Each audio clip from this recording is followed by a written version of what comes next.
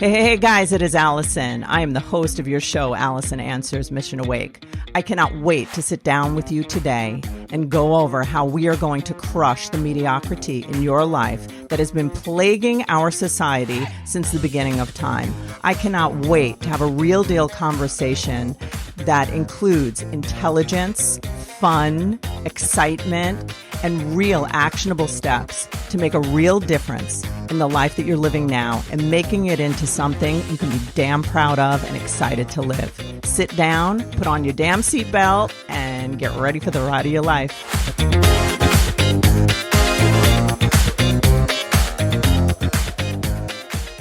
Hey, guys, how are you today? It is Alison from Alison Answers and Logger Counseling Services. I have a beautiful, precious guest today. Her name is Sarah. Can I pronounce your name Sawall? Is that how you say it? That is correct, yes. Okay. So Sarah is going to be touching on a subject that is a serious subject, but the way in which we always talk about serious, difficult, hard, heartbreaking, chicken shit, turning it into chicken salad sort of stuff. That's what we're doing today. I'm going to ask you guys that you sit back and you really take heart and listen to what Sarah is going to talk about today, because it touches on some very serious subjects for human beings at large that is very hidden. And it's an evil that's hidden. And, you know, aren't we about changing the world, crushing mediocrity, not being average? So basically being average, I'm going to say something very straight with you guys. Being average, you know what that shit is? Being average is, you know, all it takes for evil to prevail is for good men to do nothing and women to do nothing. So basically what I want to say about that is one of the reasons why I will be very open and honest sometimes on podcasts or different videos is because I want to show you, I want to be real. I don't want evil to prevail. So this right here, we're going to be open and direct about real subjects, because there's definitely people out here, women and men, who are victims of evil and they're hiding it. Because the reason that evil prevails, when I say all it takes is for evil to prevail is for good men to do nothing. Well, one of the reasons that is because evil cannot exist. Darkness, abuse, anything that is wrong cannot exist without secrecy. So basically what we're doing here is we blow the fudge out of that shit. We just like open it up, put the light on, and we put the light on the people who feel ashamed of being abused. And that's a natural reaction to any kind of abuse, any kind of mistreatment. We ask ourselves, what is it about me? Or we just absorb it and feel dirty or bad about ourselves because of the situation we're in. So I just want that to be the foundation of what we talk about today. So I'm gonna, this is kind of my intro to Sarah, but I'm gonna read something. I stalked Sarah before she came on. No haters, no comments, please. I don't give a shit what you have to say about that. So anyhow, Sarah, I don't know why I'm joking, because it's a very serious matter, but that's probably why, you know, but anyhow. That's how we heal, Alison. We can exactly take light of the bad that's happened to us. Yes, laughter is good medicine. It is right? Amazing medicine, yes. Oh God, I don't know what the hell I would do without laughter. Okay, let's get back to the show. Okay, so people, look, I found this in Sarah's social media, and it was illuminated to me. I just saw it, and I'm going to read it to you because it's going to introduce to you what we're talking about. So this is the heading: Anchored in Grace, Rooted in Purpose. We all have a story, but our story doesn't need to determine our future. Our story can become our purpose. As a very private person, after careful consideration, I've decided to share part of my story. I do so in the hopes that if you are reading this and currently in a similar situation, maybe it will give you hope. You see, it was exactly 9 years ago I found myself in my closet with a gun to my head. If not for the images of my children, I undoubtedly would have chose to end my life that evening. The overwhelming sense of despair I felt that evening was the result of my abusive marriage. Affairs, gaslighting, pathological lying, triangulation, and emotional abuse and physical intimidation toward all in the home was a part of my everyday life. The infrequent, not so bad days kept me believing it's not that bad, I can make it work. Eventually, by the grace of God, after 15 years, I finally spoke up. It doesn't say spoke up. It says woke up. I love it. That's my damn book, people. I'm plugging it now. The wake up call isn't mission awake is what this shit is, Sarah. I took decisive action, left the marriage and went no contact approximately 1.5 years ago. I knew that if I ever wanted to see healing in my children's lives, it had to start with me. I had to be the example. I am living proof that with intentional action toward healing and growth, you can live an amazing life filled with gratitude, fulfillment, and purpose. It won't be easy. It will require you to become a completely different version of yourself. But understand this, the version that may be you now isn't who you actually are anyway. I love that. So be a role model to yourself. Plant yourself in an environment where your natural empathetic energy is allowed to flourish and thrive versus just survive. There is still time. It is never too late. Stop allowing your history and memories to use you and begin to use your history and memories for your own benefit. As evidence of your ability to overcome, as a bridge out of self-doubt, act with courage in the face of adversity. And if you stumble, get back up. When you feel defeated, pray. Because I promise you, the grass is greener on the other fudge inside. I put the fudge in there. Okay, so we're going hard here with Sarah. I'm going to ask her my very first question, and then we're going to let her go. My first question is, Sarah, when you got into that closet, is that what you said? You got into the closet, you had the gun. Can you tell us the thoughts that were going on in your mind, or what thoughts were shut off? Like what was happening? Yeah, so the thoughts that were going through my mind, I mentioned triangulation in that post, and it was probably the lowest moment in that I was alone in the marriage. There actually that particular evening, I had found out about another affair that particular day. That was kind of what put it over. And it was particularly impactful because we had been in a year of therapy. And I thought we were finally coming around and this person was gonna be a better person. and it wasn't. And I had no contact with my family at that point. That kind of goes into another element of the abuse where there's the triangulation. So I had no family contact, no close girlfriends, I had my kids and I had my spouse, and the spousal relationship was what it was at that time. So it was just a very, very, very alone. You feel like you're on an island by yourself, completely struggling. So that was the despair there of why am I even going on? Because I have no close relationships in my life. And I, that's not to discredit my children, but children are children. It's a different type of bond there.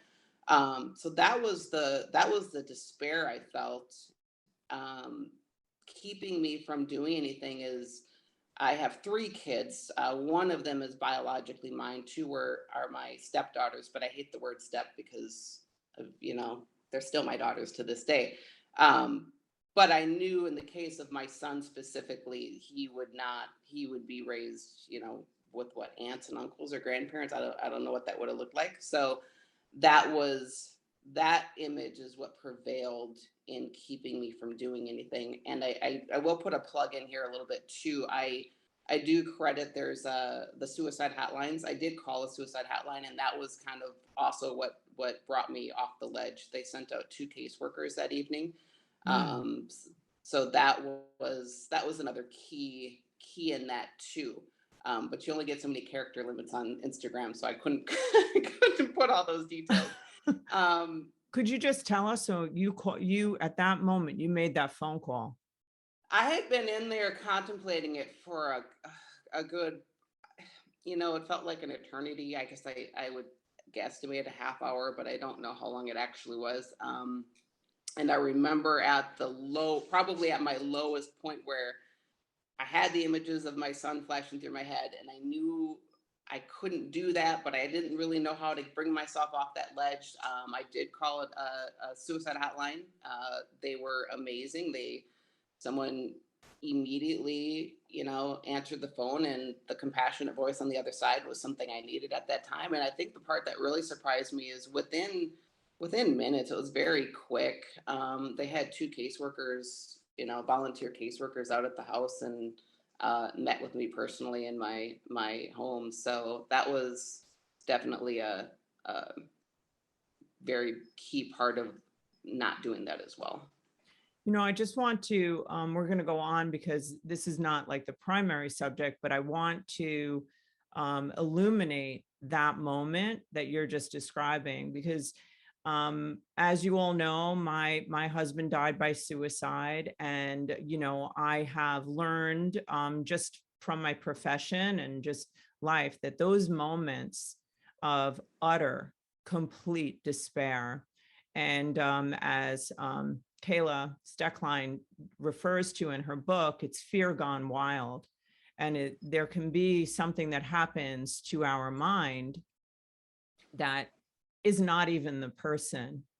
It's just, it can be terror, like utter, just seeing no way out of a situation. It seems like the only option. And helping someone understand that, do they want their body to die, or do they want their pain to end, or their fear to end, or their despair to end? And I just want to illuminate that, because we never know who's listening here. And it's in those times, and when I'm sure when you went in that closet, no one knew you went in that closet. No. And usually what I hear, typically, I mean, not usually, I've heard so many times, the people who haven't committed suicide are the ones who just glanced up and saw a picture of someone, or saw a clock and said, oh, my kids are coming home, or there's something that just brought a meaning, a person that would be impacted by it. So sometimes when someone goes away and they're isolated away from everything, they can't see what matters to them, interestingly, in a closet, but your brain didn't let you do that. But thank God, God didn't let you do it. But it's, I just want to throw that out there, that, in those moments, we want to be able to see people and women who are in this situation. You typically do not know they're in this situation. Just want to let you know that very often you don't know. So I'm going to give the floor to Sarah. Sarah, can you just tell us the course of how this played out and your recovery from all of it, and anything you want people to hear about your story? I wish I could say it was a very swift healing and recovery process. Unfortunately, it's it's not as fast as it could be, or maybe should have been if I look back. But that was after that evening. There was definitely a switch in my brain in terms of how I continued to function in the relationship I was in. I became very, very compartmentalized and disconnected, almost in a very black and white way, to where it was just cohabitating, because that was the way I was now going to survive dealing with the household. That had its own drawbacks too, though, because then, hindsight's 2020. Now I saw the negative impact that had on my children. But it was the starting point of me seeing that I needed something better in my life, that I needed to get my way out. I started. Was it an awakening for you? I'm sorry to interrupt. Was it an awakening? I have two awakening periods of time, which is interesting. So I would say that was the start of the awakening. Yeah. But not enough to leave not enough to leave the relationship. It was just enough for me to find a new way of coping and surviving, if that makes sense, which was not healthy either. But it was the start Yes, of it was, me. girl. Yeah. Yes, it was. Okay. The Sorry. second awakening moment would actually come almost exactly 5 years later. There was a very significant similar similar situation with a child in my home, and that was the moment for me where I realized this isn't just me that's being this negatively impacted by the abuse in the house. Now I see it happening in my children, and that was the moment where I'm like, enough is enough. I gotta start to take action, because it's when it happens to yourself, you tend to be more tolerant of it. But then when you see the impact of those closest to you, I took full responsibility for that. I felt the blame for. I felt to be of blame for that because of the fact that I was still there. So that was the second moment where I began to take movement towards splitting up the home. Meaning, I was taking financial action moves. Um, Financial agreements, bank accounts, investments, things like that. I was trying to kind of strategically start taking some action there. Then about a year later from there, I did ask the individual, the my husband at the time, to leave the home. Um, and there's an interesting element of abuse where when you actually start to take that action, they will go all in on trying to hold you in. All in on, I'm going to change, all in on this, at the same time, all in on also trying to point out your flaws and where you're the cause of some of these issues. But if we just both fix ourselves, we'll be good. But I was at a point where I was strong enough in my own path of healing, and kind of really doing the dirty work of identifying where my fears and belief system was held about myself. So it didn't work on me, but it was still a process. He was out of the house for about a year then, and I would say that anyone leaving a to really, really break that stronghold of an abusive relationship, that is where the no contact comes into play. You have to go no contact, because there was about a year where it was just a little bit of back and forth where I'm, 80% out, but there's that 20% that you're at risk of kind of getting sucked back in. And that's where you have to just make that decision that you've had enough of it. And that comes back to the dirty work of identifying a lot about yourself, which is learning how to feel feelings for me, and what was healthy and what wasn't, and what was benefiting my life, and that which wasn't. But the no contact was absolutely key. And once I went no contact, that was when the clouds really began to lift. That was when the full clarity came into full, everything was crystal clear. Um, and I knew that life was going to just get better from there. But that would be my biggest takeaway and advice, is that you have to go no contact. You can't have any form of contact, whether it's a once in occasional text message or anything. It has to just be absolutely no contact, because then at that point you can really, really see the clarity. A part of that process for me too, what was really instrumental in my healing and coming out the other side, was I did reconnect with my family at this point. And they they were much wiser than I was. They saw the individual for what he was at the time I met him, which is where the triangulation came into play. And I was estranged from them for about 11 years.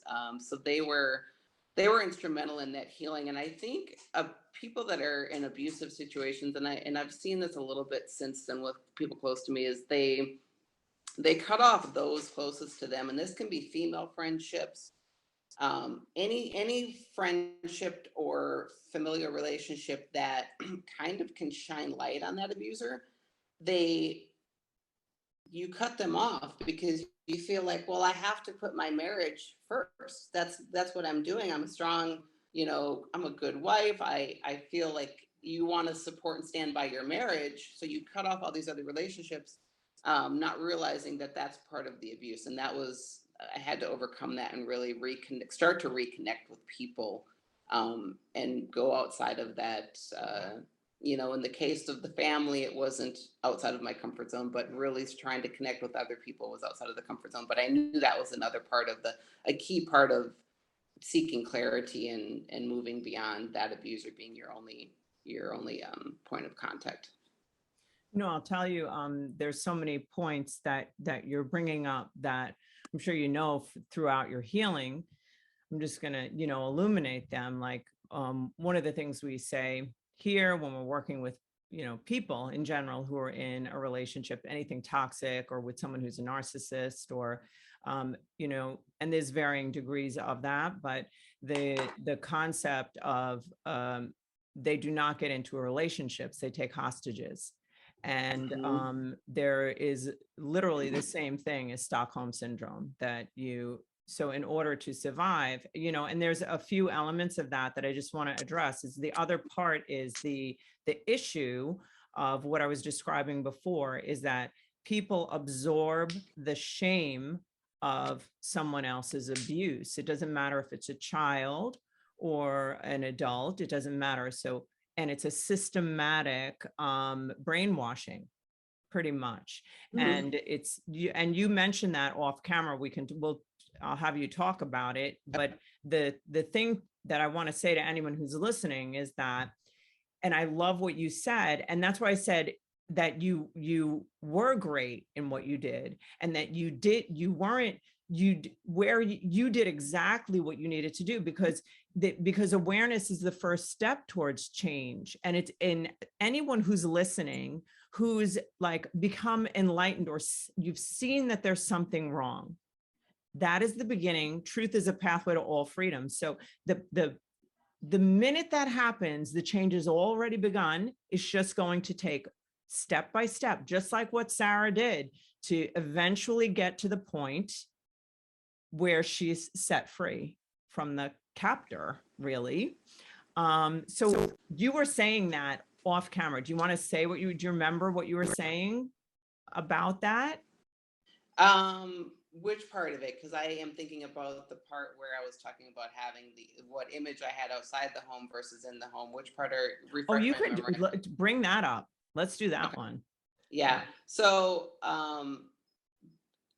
where in my case, where a lot of what I was explaining to Alison of sharing this story is, I think many people, you categorize the type of female you think puts up and tolerates abuse. And I don't think it's entirely, it's not accurate, because essentially toxic relationships and abusers, they require a suitable host, and that suitable host can take many forms of type of women. And for myself, I have always been very independent, very dominant, very assertive, very successful in my careers. Basically, I've always had a reputation as I don't take any shit, whether it's in the gym or it's in my work or anything outside the home. That's always been my reputation, which is entirely accurate. That's not a false persona. That is accurate. Now, when it comes to being in an abusive relationship, unfortunately, that was not the case, because abusers feed off of a field of belief and trauma-based mind control that is only available if that victim shares that same belief field, which I did when it came to personal relationships. When it came to a relationship with a man, in an intimate setting, I didn't have a solid belief system about myself. We could pin back to the reasons for that, growing up without a father, an absent father that was never even there emotionally. Even when there was attempts at relationships, that is what then felt normal to me in a marriage, was that disconnect, that I'm not worthy. So that is, I guess, what I kind of wanted to point out, is that it takes many forms, and it is entirely based upon our belief system of ourself in those particular dynamics. So they don't necessarily, they're not necessarily in alignment in the same as how you operate the rest of your life. And that is what I think put most people in complete surprise when they learned about what was going on in recent months when I've started to share it, and some closer to me in the last couple of years. But it is oh, I'm so surprised because you don't put up with shit. Well, embarrassingly, that's not the case when it comes to intimate relationships. And the work necessary to get out of it is, it's almost like when you take that first step in the direction of the wild unknown, it has been met almost immediately with like an intoxication of personal empowerment. So where I said the grass is greener on the other side, once you do that really dirty work of healing that belief system about yourself, everything is good from there. And I don't think we're no longer a suitable host for an abuser. And I think it will keep that ever from happening again. But you have to really rewire your brain and that belief system for that to happen. So I will never be a suitable host again. So I can promise that. Love that. And, I'm going to piggyback a little on that just for anybody who's listening, because we've seen, so many people who just, the concept of saying to someone, I want to leave you, or I want you to leave. If that's a person you're afraid of, it's a funny situation, because if I'm afraid to tell you I want to leave you, that's the very person you should leave, right? If I'm afraid to say I want a divorce, that's the person to divorce if you're afraid to say it, right? So now we have this situation. So what Sarah's describing, which is so badass, is that the first, and this is what we talk about with creation, any creation. So we talk about, I talk about creating all these big dreams in your life, but creating the freedom, it doesn't have to be with action right away. And that's the thing I want anybody to know who's stuck, who's hostage right now. The action you're taking is an internal perspective where you start to think out of it. You start to be a third person, be a wise observer of your situation, knowing that you are on your way out. Don't be convinced that you're not. The other thing that I think is really super important is that there's this thing that happens in relationships, just like within our body, and it's our relationships want to maintain homeostasis or a baseline. So scripts are set up because we're automated and habituated people. And I'm totally going to have you talk about this. So for example, if you think about any relationship that you're in right now, you know that if you said this, you could tell me exactly what that other person would say because it's scripted. So when you stop doing your role in the relationship, there's a thing that happens that I want everybody to hear. It's called the change back move.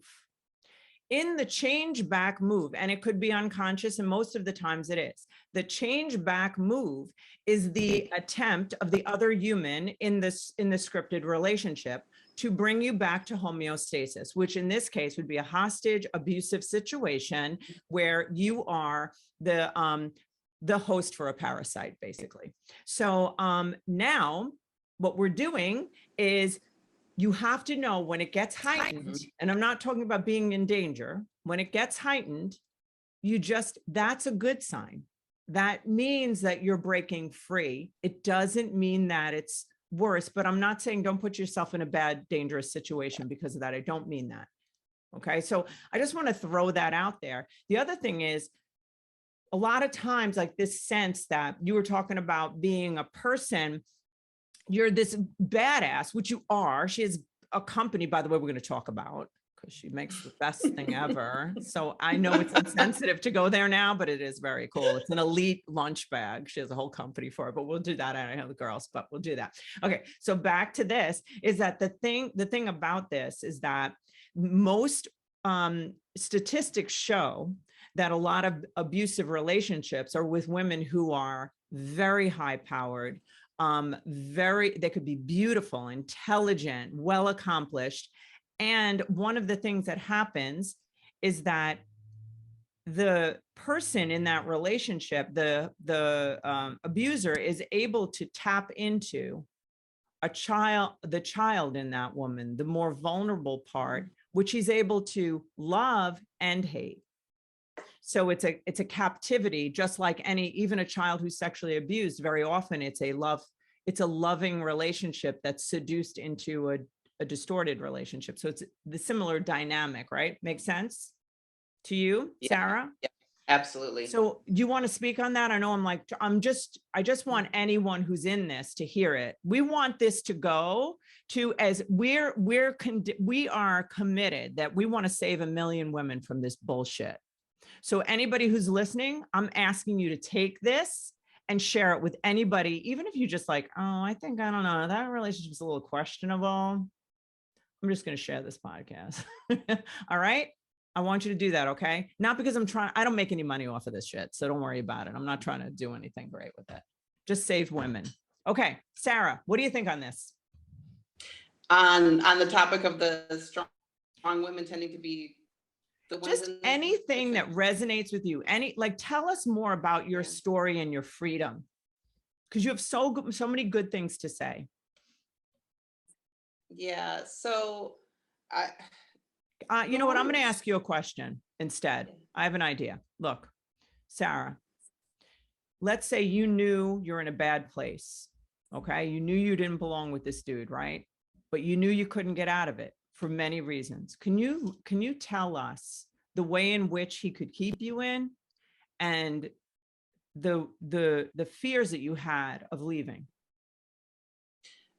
Okay, I can absolutely answer that. So I know that the reason I stayed as long as I did, kind of going back to the image I had outside the home, was as being a badass and successful and career driven, and I take that very seriously, and I took that to my home, and I had this pride and ego that got in the way of that would make me look like a failure if I leave this marriage. I now look like a quitter if I leave this marriage, and I quit. When I start something, I finish it, and I took that to the nth degree in the relationship. And that was also used against me as well, because they know kind of where they pick out what they know, where your I don't know if I want to say traumas, but your belief systems, that was heavily used as well, because it was an image thing for me that was ultimately pride and ego that got in the way of, if I leave, I look like a quitter, I look like a failure, I look like a victim, and I'm not. I honestly hate the word victim, because I think, unless you're a child and a minor, that's, there are true victims, but in these types of dynamics, I was not willing to go to a place of acknowledging that I was a victim, albeit by choice or circumstance or trauma, unhealed traumas. So that was pride and ego definitely got in the way. And then another pivotal moment for me, once I started to see the light, was acknowledging that I needed to really move on and heal from this. I needed to forgive myself. I didn't know better at the time to be in the situation, but once I knew better, I needed to just acknowledge that I made a mistake. I made a mistake based upon what I knew, how I knew to operate at that point in time. And once I forgave myself for the mistakes I made by being there, the victim, the true victims that were kind of offset from that, being friends and family and children and things like that. That's a part of the dirty work too, as far as forgiving myself and then moving forward once I knew better. And once you get to that point of forgiving yourself, I think there's no hold an abuser can possibly have over you at that point, because you've confronted the source of it ultimately. Yeah, that's so cool. The another thing is that by the fact that you're a person who takes ownership, which is interesting because you're calling it pride and ego, but I also hear another part to you is that you're a woman who's taking ownership of her part in things. And I think I see that as a theme with women in these situations, because I know that if someone says, hey, you're doing this, this, this, and this, I'm going to say, let me look at myself. So if you have somebody who's irrational and somebody who is using your behavior to deflect from theirs, it's a smoke screen, right? It's like It was yeah. But every day but it what you has just to be, described. it's from you being a human being who's willing to look at yourself. Also, if somebody's screaming at us, if someone's screaming at us, what is our natural sense? If you're a reasonable person, you're going to think in some way, did I do something? Because it's not rational. So we look for rational reasons based on, so you're calling it pride and ego, and who knows, maybe it is, but also you got to remember, it's also because you're good, because you care to understand yourself and better things. I'm not sure I'd call that pride and ego. I think it's Yeah, that's a good also, point. I mean, I don't see that in I, you. I yeah, that's a good point. I guess you rephrase it so eloquently, Allison. I think it is probably a matter of always trying to be self-aware and fix where we think the cause is, and that is the smoking screens of why it then kind of perpetuates in this loop of a cycle. Toxic people put us out of integrity, I guess is what it comes down to. So you then do feel like you're part of the perpetual loop of toxicity, when in reality it's that source that's putting us out of integrity. And I really realized that when I was out of the relationship, and I'm like, wow, every other relationship in my life at that point going forward is great. So you remove the source. And I think that's another thing with women I would say to look for too is, are these dynamics prevalent in all of your relationships, or is it common in one? And I think it's likely common in one. And that kind of should shine a light on where the issue lies, for anyone questioning maybe they're thinking that they are the source of it, because there were points in time where I was with the smoking mirrors and the gaslighting, where I was convinced maybe I was the problem in the relationship. And we can really, really look at, if you consider, this is just another dark subject, but children who are sexually abused don't tell because they believe they are part of the system. Because Mm-hmm. when you're adjusting to a system, you're adjusting to a relationship, we adjust in order to cope and to feel better and to not feel so scared. And when you adjust to a system, then the belief is that I'm a part of it.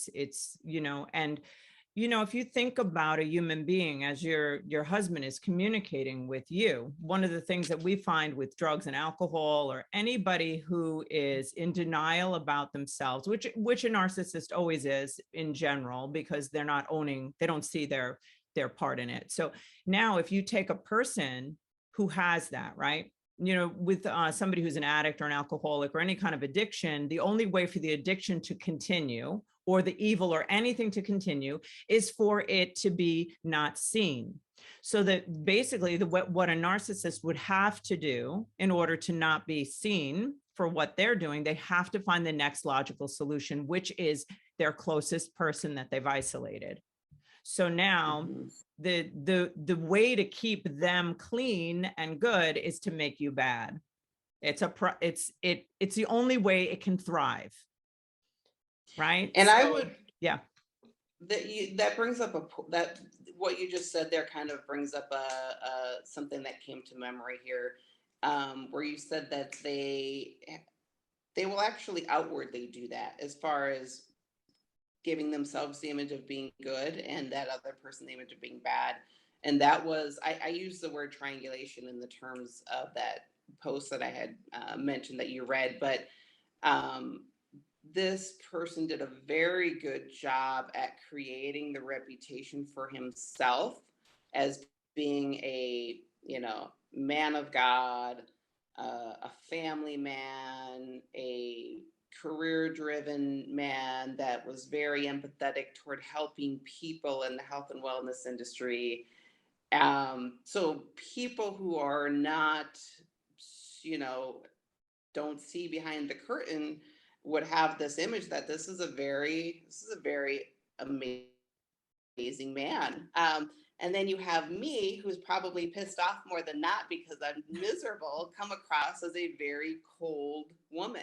Yes. And that would be exploited. I mean, he would openly, speak very negatively of me to many people about just how cold I am. And see, she's mad all the time. She's just a cold person. So that is, I look back, and that was how this person creates you, putting you further out at an island by yourself, because they've created the image of being amazing, and now they're the victim. So if anything ever came up of any victims in the home speaking against him, whether it's myself or my children, people would be like, oh no, that's not possible.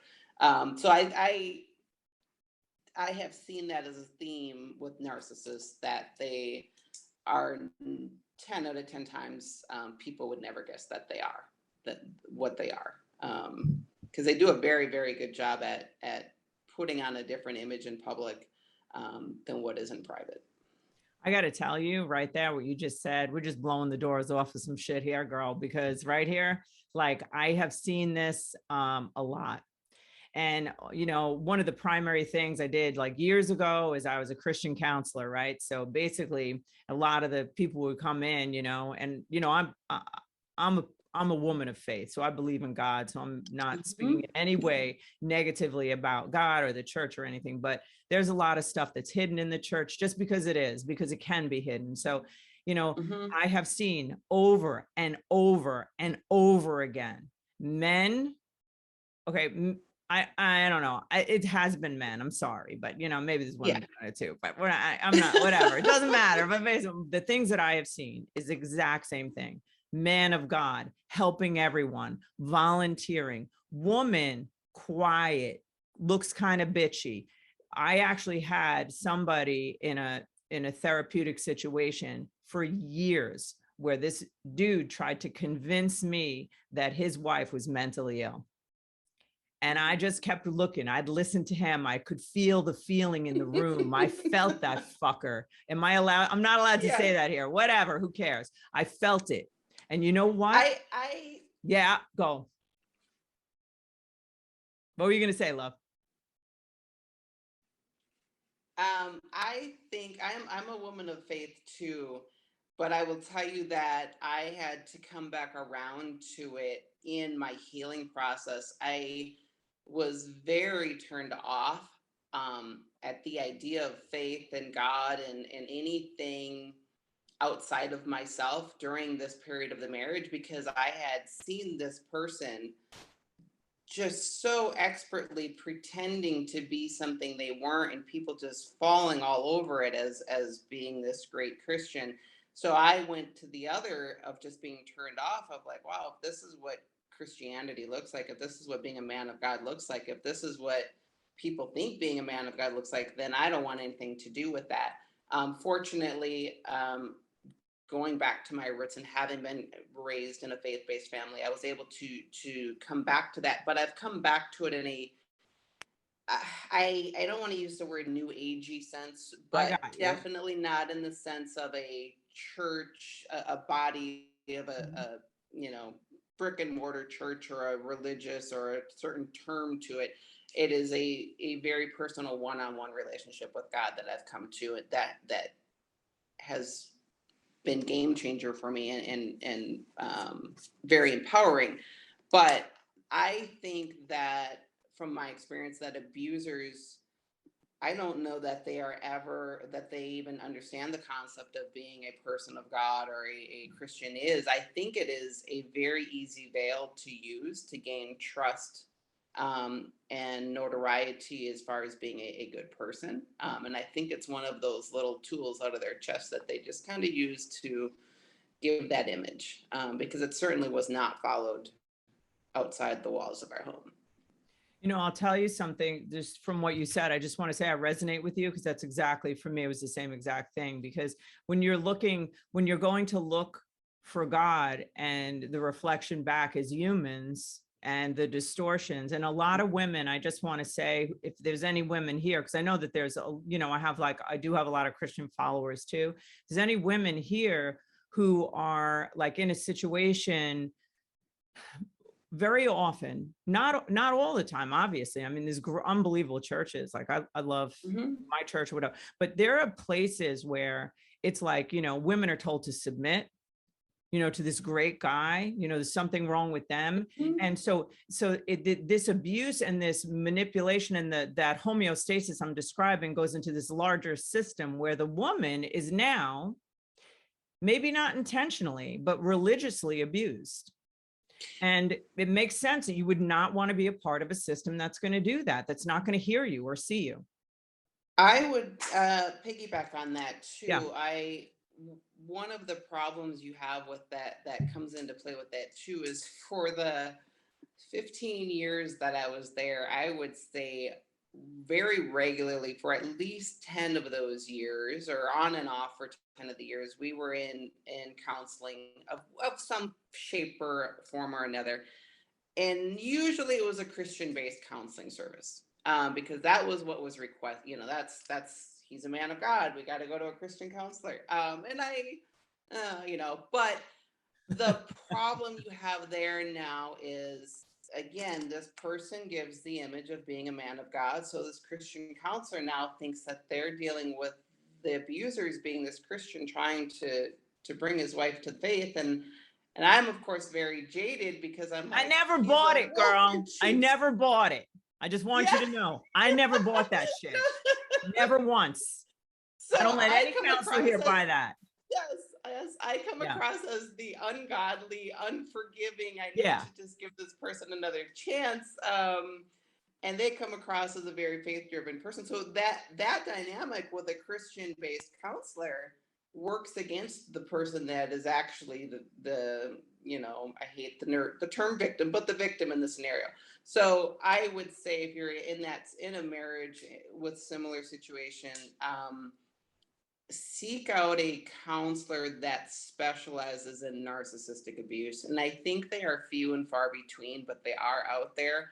And I think that is where some of the veil can be pulled back. If you're with someone who really knows that they are dealing with someone who is able to put on a very good show in a therapy session, but they know the right questions to ask. And I look back on our years of counseling and I recall one therapist in particular, and I didn't know, this was before the incident in the closet, so I didn't really fully understand the narcissism and things of what I was dealing with at the time. But I do remember this therapist very specifically, and he asked a lot of hard-hitting questions. And when I look back, I think this person knew what they were dealing with. And I remember my spouse getting very, very angry and defensive in those sessions. And I just remember we never went back to that therapist. And I never thought about it because it was like, well, did we just not go back because we stopped therapy for a little while? But when I have reflected on that since healing, I think that was probably a therapist that knew to look beyond the surface. So for people who are in therapy now, again, I am all for the Christian faith. I just think that most Christian therapists probably aren't trained in dealing with an abusive narcissist. And that would be the route to go if they want to really try to expose what they're dealing with, or at least not feel like they're completely insane in those sessions and they're the crazy one. You know, I'll tell you something, an interesting thing as a therapist, and, you know, and having these therapists, all the therapists that work for me, a big thing that you can look for when you're looking for a therapist is, first of all, it's in any marital counseling situation, when there starts to be sides, there's a problem, because the therapist is not doing their job. Okay. Like, oh, you have to change this because don't you no. So the thing is that if there's a person who doesn't have a voice in that session, who's in any way targeted, the main thing is to hear their voice and to create so there's a lot that needs to happen. And what I want to say is that it's very, very common, which, you know, is that the narcissist will be controlling where you're going. The therapist that will work for them. And it's usually someone who will side. A marital counselor who knows anything doesn't do that ever. So, that's an important thing to notice, and it could, because then they're a part of the system. One of the things that I will do with someone who's narcissistic, which is a very interesting kind of weird tactic, and a lot of people who understand narcissism will do it.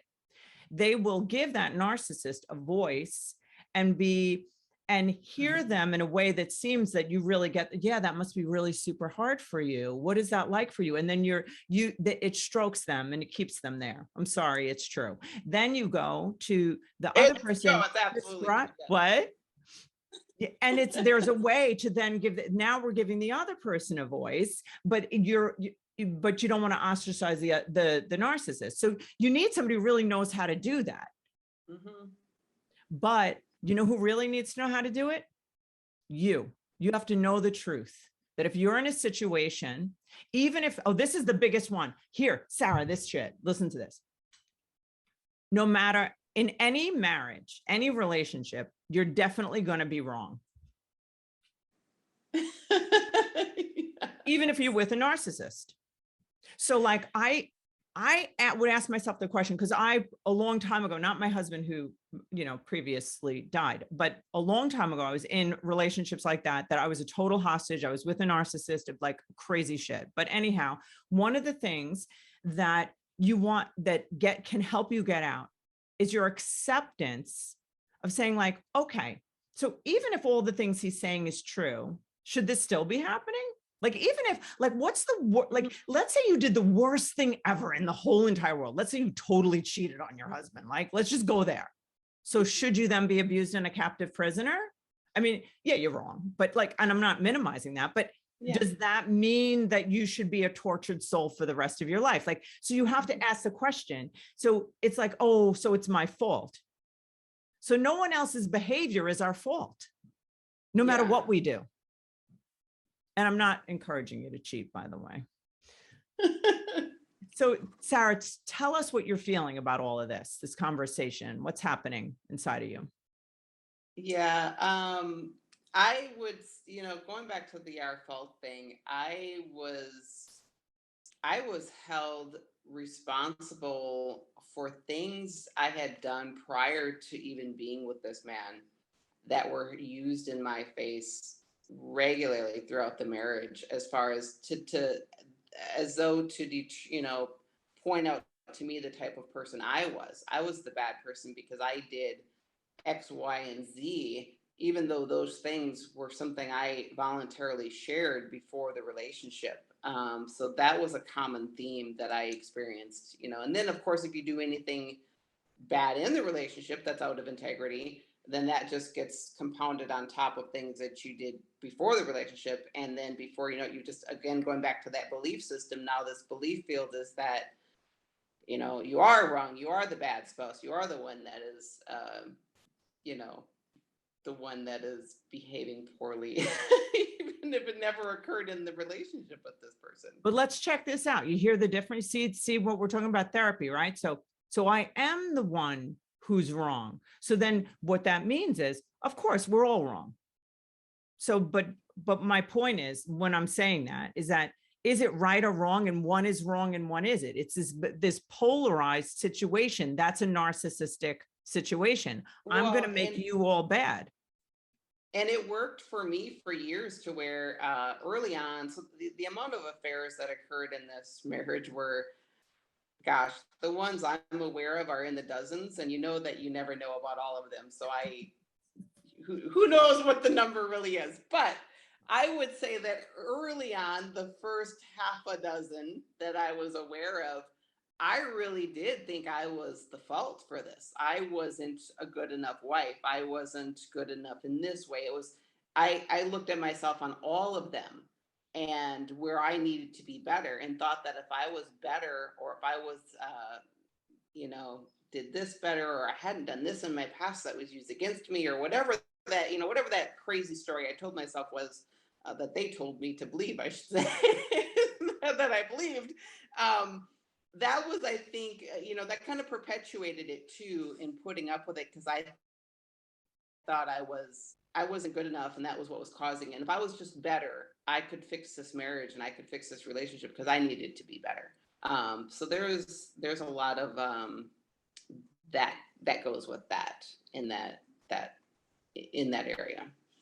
Do you know how many women feel that?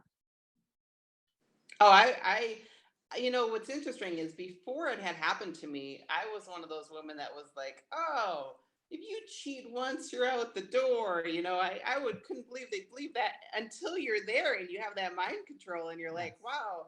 I remember this is really fucked up when I talk about it now, but this is a good one though. I can laugh at it now. I had been aware of an affair. It was the very first affair I was made aware of. I was really convinced that I was the reason he did it. I wasn't. We were going through a rough patch before that with some financial things, and I wasn't intimate enough, and I wasn't this, and I wasn't that. So it's like, well, I did push my husband to go seek that out. So I, for about 6 months straight, had been happening where I was really going out of my way to just be the perfect little wife, that no matter how I felt, I was going to be intimate, and no matter how I felt, I was going to put on I am here for you, take me as I am, kind of persona. And I come to find out about another affair. 6 months into doing my best I could be, thought I was doing a really pretty damn good job. Found out about another affair.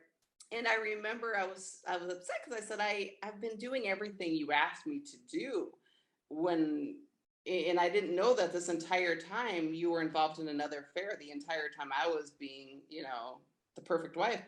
And I kid you not, this is the response that came, just very straight faced. He says, well, I knew it was just a matter of time before you went back to your old ways. Oh my God. So then that created a cycle again where I'm like, oh, maybe he's right. Maybe I did, because there was a concern that I would somehow not be good enough again. And that's why he had to keep this other one around. And then that just created this loop in my mind of, what can I do that's good enough? And then eventually that broke, when you realize that there is nothing you can do that's good enough. But that is a story you really do buy into. At least I bought into the story of, where could I do better? So many women buy that story, and it's like, and we have to really remember, I think of we have to remember as women that there's also some women who are very critical of women who are in bad relationships, like, what's wrong with her, and I just really want to shout out to you women that until you're there, you would never believe you could be there. And, when someone's taken captive, think about it, would you blame a woman who was stolen off the street? Would you blame a child who was sexually abused? And you really got to ask yourself the question, like, how are we going to empower one another as women? And another thing I just want to throw out there, because we're going to have to like wrap up in a minute, but I just want to say, like, when you're thinking about raising your own kids, one of the things that may seem disconnected from this issue, but it is something systemic that can help with your own children and with yourself, is that you want to change the mindset from right and wrong to not living in that state of being. So we live in a very mistake averse society that creates shame around mistakes. And it's one person's right and one person's wrong as a style of conflict resolution. If you ever find yourself in a couples session where you are being directed in that manner, run, because it's an inaccurate, it's a distorted way of living life. And you want to help your children. It begins very young when little kids it's sibling rivalry. It's who is the greater victim here.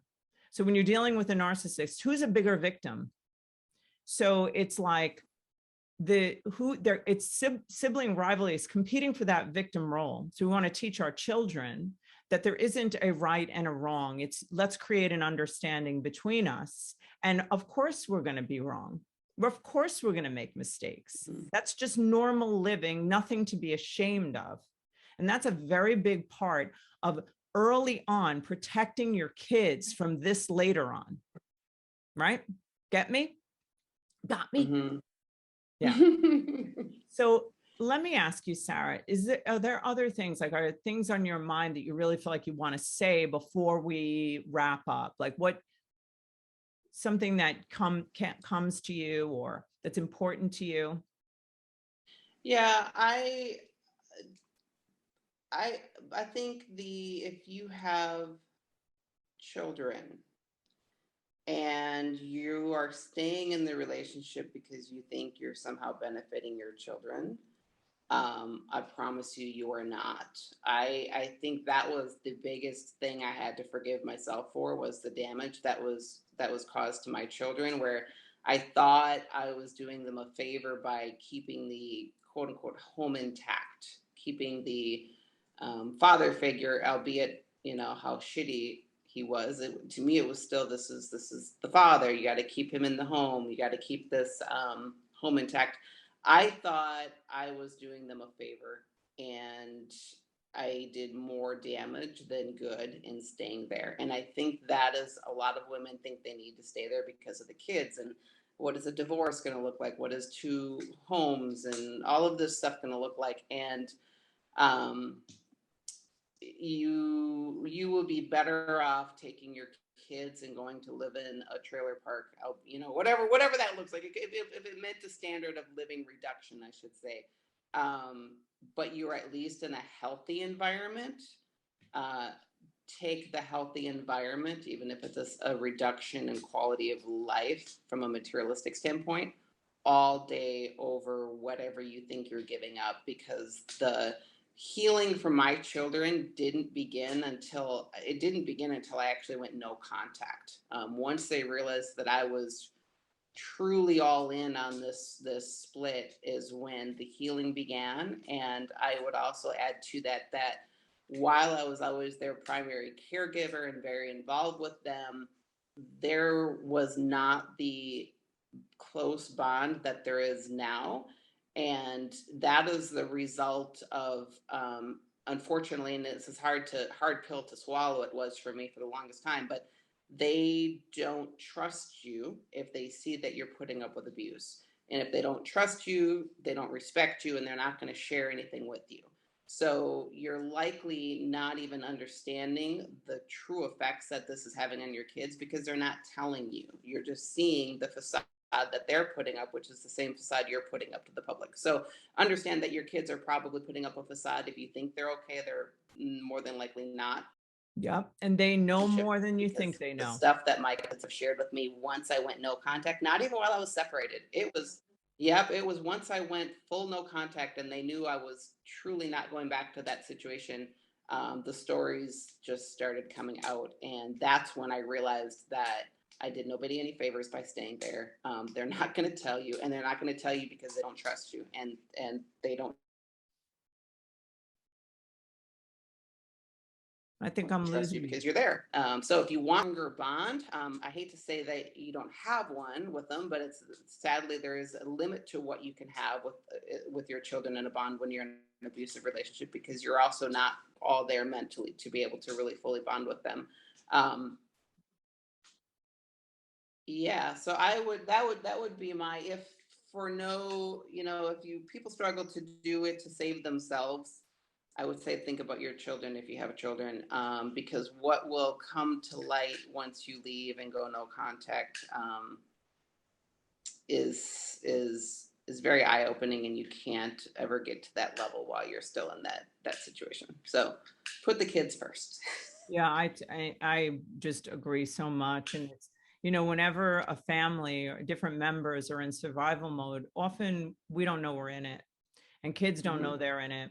And Hmm. in survival mode, it's high beta brainwave, which disconnects you from anything other than safety. So basically, any kind of connection with what you're really feeling is an unsafe place to be.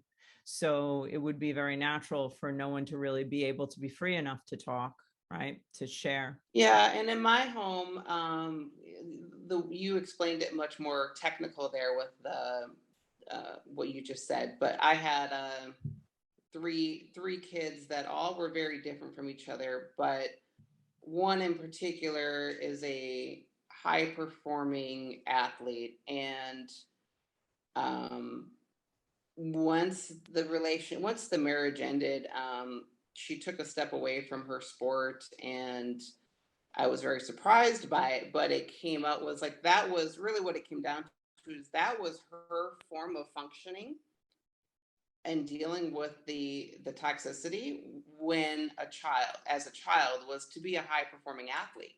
So that allowed her to have a disconnect. And then once you took that toxic environment away, and all three of my kids, they began to kind of find who they actually were. So that's another facade. That's another image that goes up, as that puts to surprise with people, is because they see, by all surface standards, oh, you're a functioning family, you have high level athletes, you're the white picket fence. And it's it can be a mask, is all I'm saying. It's incredible. It's no indicator that everybody is healthy and functioning. Exactly.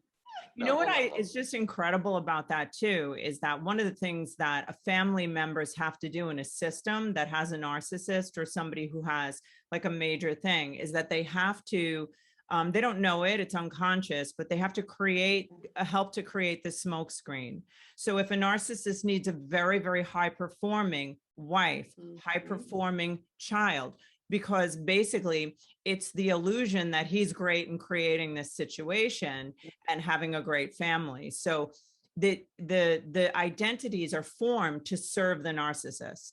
So what we do now is, then you might see when you come out, like a lot of raw shit coming out, which is good, like the real person, and that's what we want to support, remember. Well, and yeah, go ahead.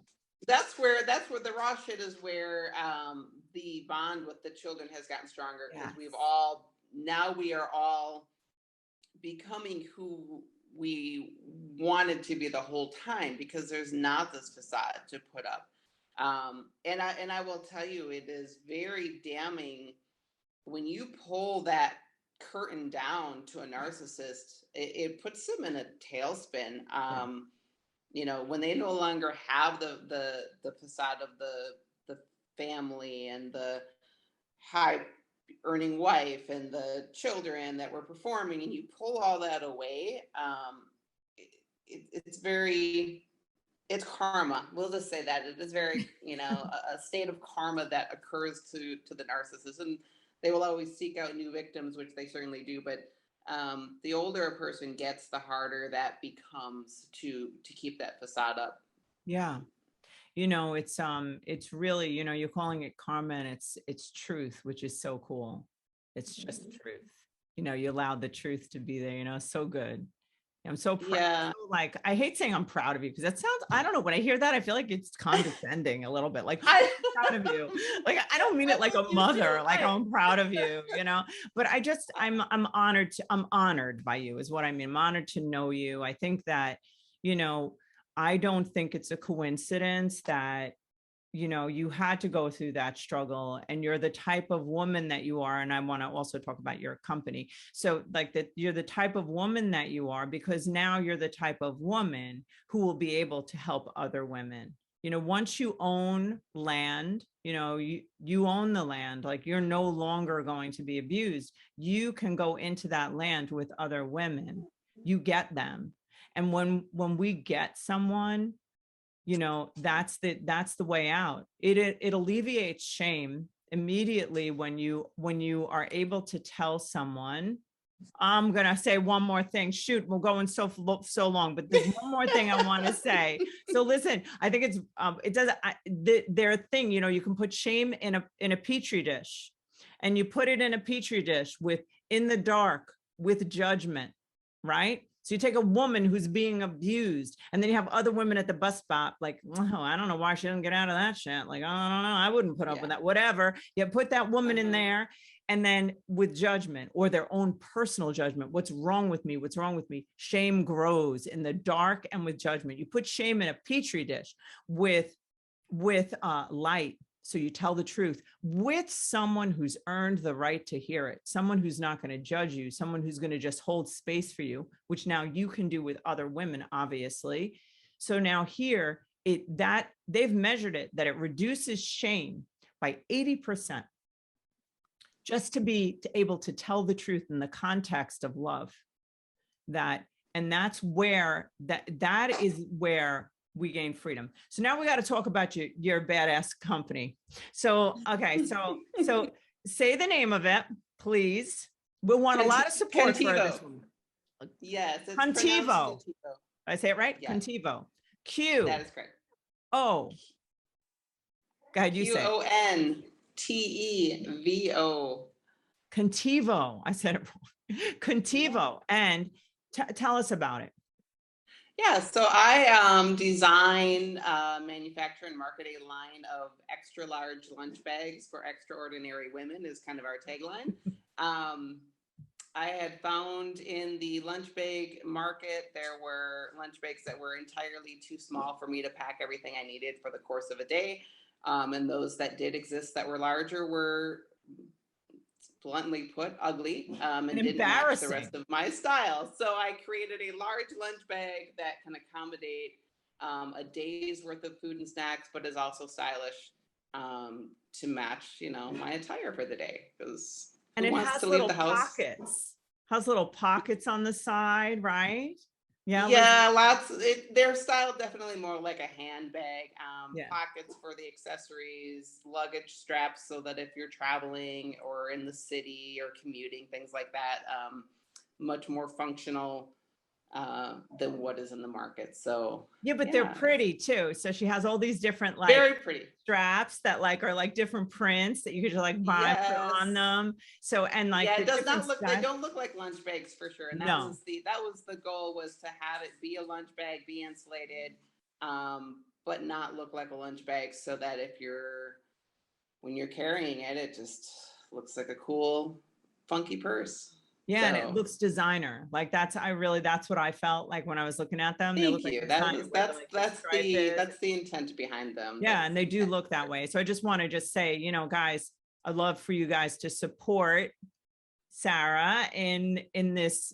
It's a great business. I wouldn't be saying it if it wasn't great. So it's and you can see where she's come from and where she's going. So, and Sarah, where could people find you? And let's say someone out there is right now in the throes of just that dark place. What would you say to them? And could they DM you? I'm sorry, that's obnoxious, but absolutely. Yep, I'm on Instagram, Sarah Sawall. So it's Sarah, last name Sawall.